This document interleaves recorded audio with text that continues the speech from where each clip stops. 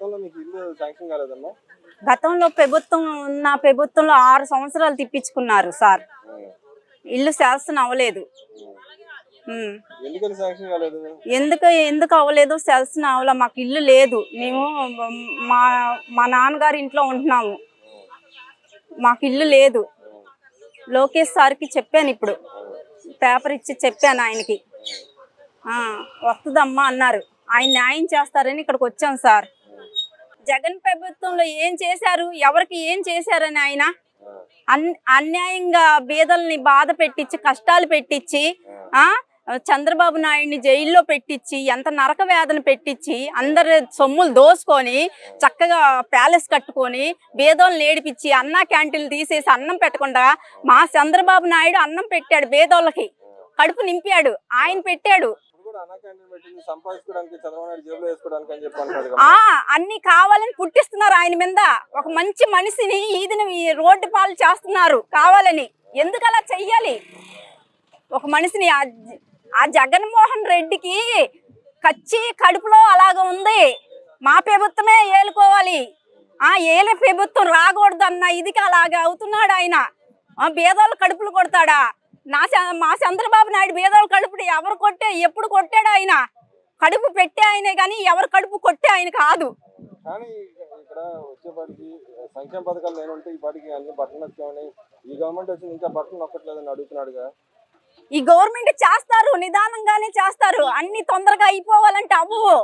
నిదానమే ప్రధానం దేనికైనా సరే. ఈ గవర్నమెంట్ వచ్చింది, ఆ ప్రభుత్వంలో కరోనా వచ్చి జనాలు చచ్చిపోయారు. ఈ ప్రభుత్వంలో సుఖంగా సంతోషంగా ప్రజలందరూ హాయిగా ఉంటారు. ఏ కష్టం లేకుండా బాబు గారు చూస్తారు. ఆయనకి చేతులెత్తి నేను దండం పెడుతున్నాను. మా నాన్నగారు ఉన్నప్పుడు మా నాన్నగారు ఆయన్నే నమ్ముకొని ఉండేవాళ్ళు. చనిపోయినా సరే ఆయన ఫోటో కూడా మా ఇంట్లో ఉంది సార్. మేము ఎప్పుడు ఆయన్నే నమ్ముకుంటాము. పేదోళ్ళకి ఎప్పుడు అన్యాయం చేయలేదు. న్యాయమే చేస్తారు. చంద్రబాబు నాయుడు కానీ లోకేష్ సార్ కానీ న్యాయమే చేస్తారు. ఎవరు కడుపు కొట్టలేదు. జగన్మోహన్ రెడ్డి గారు అన్నారు కదా, ఈ గవర్నమెంట్ వచ్చిన తర్వాత రెడ్ బుక్ రాజ్యాంగం నడుతుంది, ఇంకో పక్క హత్య రాజకీయాలు ఎన్నన్నా చెప్తారు. అధికారం ఇప్పుడు చేతిలో లేదు కాబట్టి ఖచ్చితంగా ఆయన్ని ఈదిని పెట్టాలని ఎన్నన్నా చెప్తారు. చెప్పినందుకు ఏమైపోదు. ఆయన చెప్పినందుకు చంద్రబాబు నాయుడు వచ్చారు, కడుపుకి అన్నం దొరికిద్ది పేదోళ్ళకి. ఆయన అన్ని చేస్తారు, మంచిగా చేస్తాడు కానీ చెడు చేయరు. ఆయన మీద ఖచ్చితంగా అలా చెప్తున్నారు జనాలు.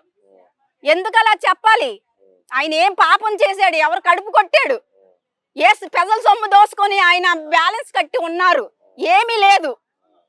కానీ అంటున్నాడు కమ్మా, నేను ₹1 సీఎంని, కానీ ఆయన ఇంటి ఖర్చు చూస్తే అన్న ₹1.5 ఎలకలు పడటానికి, 2 కోట్లు బూజు దులపడానికి, 3 కోట్లు తినడానికి, స్నాక్స్ తినడానికి చూపించాడు కదా. దాన్ని ఎలా చూస్తాం మనం? 3 కోట్లు కాదు, 4 కోట్లు కాదు. ఆయనకి ఎంత ఈ ప్రభుత్వం నుంచి వచ్చిన చంద్రబాబు నాయుడు గారికి ప్రజలకే పెట్టారు కానీ ఆయన ₹1 దాచుకున్నది లేదు. ఏ రోజు ప్రజల కడుపులు నింపాడు. జగన్మోహన్ రెడ్డి గారు ఖర్చు ఎందుకు చేశారంటారు? అంత ఖర్చు ఎందుకు చేశాడంటే బ్యాలెన్స్లు కట్టించుకున్నాడుగా. పెద్ద పెద్ద బ్యాలెన్స్లు ఉంటాకి ఇల్లులు అయ్యి కట్టించుకొని పెద్ద సొమ్ము అంతా దెబ్బేసేసి అన్ని కట్టించుకొని సుఖంగా ఉన్నాడుగా బేదోళ్ళ కడుపులు కొట్టి. ఏం న్యాయం చేశాడు ఆయన? కానీ నేను బటన్ నొక్కాను అందరికీ చేసే కానీ నన్నే మోసం చేశారు అన్నాడు. ఏం చేశాడని ఆయన పేరు మేము చెప్పుకోవాలి.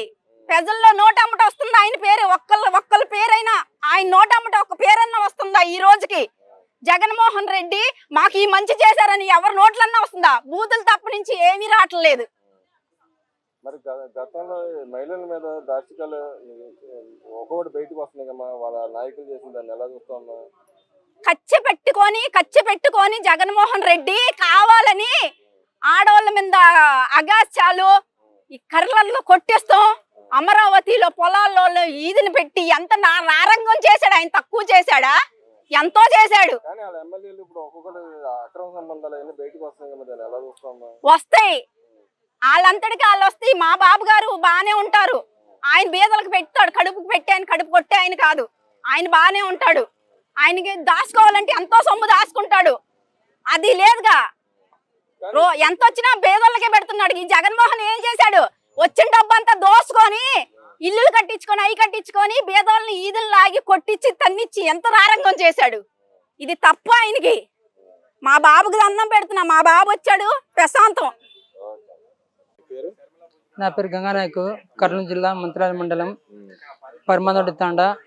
మా భూమిని వైసీపీ వార్డు నంబర్ వైసీపీ మాజీ సర్పంచ్ ఆక్రమించుకోవడం జరిగింది. దీనికి అధికారులు ఆక్రమించుకున్న వారికి అధికారులు, మంత్రాల మండలం అధికారులు, పెద్దగూడెం మండలం అధికారులు ఒత్తాసు పలికి దొంగ ఇండస్ట్మెంట్లు ఇచ్చి మా కుటుంబం మీద లేనిపోని అబద్ధాలకి మరియు దొమ్మిదొప్పులకి పాల్పడుతున్నారు. దీనికి ఉసిగొలుపుతుంది మాత్రం మంత్రాల నియోజకవర్గం ఎమ్మెల్యే, వైసీపీ ఎమ్మెల్యే కుమారుడు. మేము కోరుకున్నది ఒకటి, న్యాయంగా నీతి నిజంగా ధర్మానికి కట్టుబడి ఉన్న మా కుటుంబంది 4 పాస్బుక్లు తీసుకొని మోసం చేయడం జరిగింది. నేను తెలియజేసేది ఒకటే, ముఖ్యమంత్రి సార్ గారికి మరియు లోకేష్ సార్ గారికి, పవన్ కళ్యాణ్ సార్ గారికి వినతి పత్రం ఇవ్వడానికి వచ్చాము. అప్పులలో మా కుటుంబాన్ని వేధిస్తున్నారు. అప్పులతో బలవంతంగా మా ఇంటికి తాళం ఇప్పించారు. 18 లక్షల వరకు అప్పు పాలు అయిపోయాము. మా పొలం మాకు ఇప్పించి న్యాయం చేయగలరు. లోకేష్ గారు ఇంకా కలవలేదు, రేపొద్దున రామని చెప్పారు. ఎందుకని టైం అయిపోయింది. ఎందుకు ఇప్పుడు గత గవర్నమెంట్ లో చాలా మట్టుకి ఇప్పుడు చంద్రబాబు నాయుడుకి కానీ ఇప్పుడు లోకేష్ కానీ చాలా అర్జీలు వచ్చేసి భూ కబ్జాల మీద వచ్చినాయి. నిజంగానే భూ కబ్జాలు జరిగినాయి అప్పుడు? 100% కాదు, 180%, 200% 100%. కానీ అందులో 95% మంది గత 5 సంవత్సరాల నుంచి కొట్టాడుతున్న ఉన్నారు. కానీ కొత్తగా ఇప్పుడు కావాలని చంద్రబాబు ఈ విధంగా చేస్తున్నారని దొంగ అర్జీలు ఇవ్వడానికి వైసీపీ వాళ్ళు వస్తున్నారు. ఇది గమనించాలని కోరుతున్నాను. ఏదైతే 5-6 సంవత్సరాల నుంచి అర్జీలు ఇస్తున్నారో, అర్జీల కోసం ఫైట్ చేస్తున్నారో, భూముల కోసం ఫైట్ చేస్తున్నారో మాత్రం వాళ్ళకి మాత్రం న్యాయం చేయాలి. రీసెంట్ గా మన టీడీపీ ప్రభుత్వం వచ్చాక అర్జీలు ఏదైతే పెడుతున్నారో దాన్ని ఖచ్చితంగా 100% తీసుకొని గురి చేసి వాళ్ళకి మొదట్లోనే తుంచేయాలని కోరుకుంటున్నాను. ఎందుకంటే నీతి నిజాయితీగా మేము తిరుగుతున్న ఒక 5-6 సంవత్సరాల నుంచి మా భూమి అక్రమం గురైంది. కానీ వేరే దొంగ వ్యక్తులు ఇప్పుడు మన టీడీపీ ప్రభుత్వం వచ్చినాక దాన్ని ఇప్పుడు మా భూమి కూడా పోయింది అన్నట్టుగా కొత్తగా తిరుగుతున్నారు. ఇది మాత్రం వాస్తవం గమనించాలని కోరుకుంటున్నాను. ఇంకోటి, గత 5-6 సంవత్సరాల నుంచి కావచ్చు, 10 సంవత్సరాల నుంచి కావచ్చు, ఏదైతే తిరుగుతున్నారో వాళ్ళకి ఖచ్చితంగా 100% ఈ టీడీపీ కుటుంబ ప్రభుత్వం 100% న్యాయం చేయాలని, మాలాంటి నిజమైన వారసులకి 100% కార్యకర్తలకి న్యాయం చేకూర్చాలని కోరుకుంటున్నాను. అప్పుడే కార్యకర్తలు మరి ఇంకా నెక్స్ట్ 2029కి ఈ కుటుంబ ప్రభుత్వాన్ని భుజాన్ని వేసి గెలిపించుకునేదానికి పనిచేస్తాడు. నువ్వు రైతు అంటున్నావు, గత ప్రభుత్వంలో నీకు రావాల్సిన రైతు భరోసా కానీ వచ్చినాయా? టయానికి అందింది 100% అందింది. అది కూడా కార్డు కూడా ఇంత కార్డు పసుపు కలర్ కార్డులో కూడా ఇచ్చారు. 2014లో 2019కి మీ భూమి కబ్జా అయింది. మీకు రావాల్సిన రైతు భరోసా అందులో ఒక 8 ఎకరాల భూమి మొన్ననే ఆమరణ 11 రోజులు కూర్చుంటే 9 ఎకరాలు ఇస్తాం రా బాబు, ఇంకా 4 ఎకరాల తర్వాత ఇస్తామని చెప్తే నేను తిరస్కరణ గురి చేశాను. కానీ కొన్నాట్లకు భూమికి దీని రైతు భరోసా డబ్బులు పడినాయి. ఎంత పడ్డాయి? మాకు 16,000 పడింది. అంటే టయానికి ఇచ్చాడా? టయానికి ఇచ్చాడు. మరి ఈ గవర్నమెంట్ వచ్చిన కదా, నువ్వు రైతు అంటున్నావు కాబట్టి 20,000 ఇస్తా అంటున్నారు. ఎలా చూస్తావు దాన్ని? ఖచ్చితంగా ఇచ్చే తీరుతాడు. అది 15 రోజులు కావచ్చు, నెల కావచ్చు, ఇంకా నెలన్నర కావచ్చు, ఖచ్చితంగా ఇచ్చే తీరుతారు. మాట ఇచ్చినాక మాత్రం తప్పుడు. అయితే జగన్మోహన్ రెడ్డి గారు అంటున్నారు, నేను వస్తే ఇప్పటికీ అన్ని సంక్షేమ పథకాలు ఇచ్చేసాను. అంత డూప్ మాటలు, అంత డూప్ మాటలు.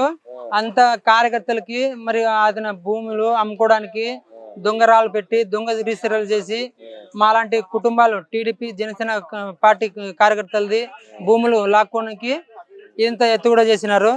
ఇది అతని మాయ మాటలు చెల్లిపోయింది. ఇప్పటికైనా కూటమి నాయకులు, అధికారులు ఇప్పటికైనా గుర్తించి టీడీపీ కార్యకర్తలకి, జనసేన కార్యకర్తలకి న్యాయం చేస్తే ఇంకా భవిష్యత్తులో ఓటమి అనేది దరి చేరదని ముఖ్యంగా గమనించాలని కోరుకుంటున్నాను. అయితే మీ ఏరియాలో పెద్దిరెడ్డి గారు ఉన్నారు, మాజీ మినిస్టర్ గారు. ఆయన భూ కబ్జాలు కూడా ఒకటి వెలుగులోకి వస్తాయి. దాన్ని ఎలా పెద్దిరెడ్డి కాదు, మాది మంత్రాల నియోజకవర్గం. మీ ఏరియా రాయలసీమ ఏరియా సంబంధించిన నాయకుడే కదా పెద్దిరెడ్డి గారు. ఆయనకు మాకు పెద్ద ఇది పరిచయం లేదు. సరే సరే, ఈ గవర్నమెంట్ వచ్చిన తర్వాత సంక్షేమ పథకాలు మూట ఇస్తున్నాయి కదా, దాన్ని ఎలా వస్తుంది? 100% మాట ఇచ్చాడు, మాట తప్పడు, 100% చేసే తిరుతాడు. ఇప్పుడు అన్నా క్యాంటీన్ వెళ్ళి టిఫిన్ చేసే పొద్దున వచ్చావు కదా, ఆ పని చేసావు. చేసిన ఎలా అనిపించింది నీకు? బ్రహ్మాండంగా ఉంది. 10 రూపాయలకే కడుపు నిండిపోయింది. ఈయన అంటున్నాడు కదా, ఇది చంద్రబాబు నాయుడు సంపాదించుకునే అన్నా క్యాంటీన్ పెట్టాడు కదా, సంపాదించుకోవడానికి పెడతాడు 5 రూపాయలు పెట్టి. ఇక్కడే మా దాదాపు విజయవాడ, కర్నూలులో చాలా మంది అనాథులు ఉన్నారు. వాళ్ళకి భూములు ఉండదు, వీధుల్లో పోయి అడుక్కు తినాల. అలాంటిది ఇప్పుడు 5 రూపాయల భోజనం పెడితే గన వాళ్ళకి అదేమంటారు, దేవుడు ఎక్కడో లేడు. ఆంధ్రప్రదేశ్ ముఖ్యమంత్రి సార్ రూపంలో ఉన్నాడు. కానీ ఆ సార్ కూడా కార్యకర్తలను ముఖ్యంగా పట్టించుకుంటే మాత్రం ఆయనకి మాత్రం ఇంకా తిరిగే లేదు. ఇప్పుడు అన్నా క్యాంటీన్ వల్ల ఉపయోగం ఉందంటావా? 100% ప్రతి వారికి ఉపయోగమే. ఇది వజ్ర ఆయుధం ఇది.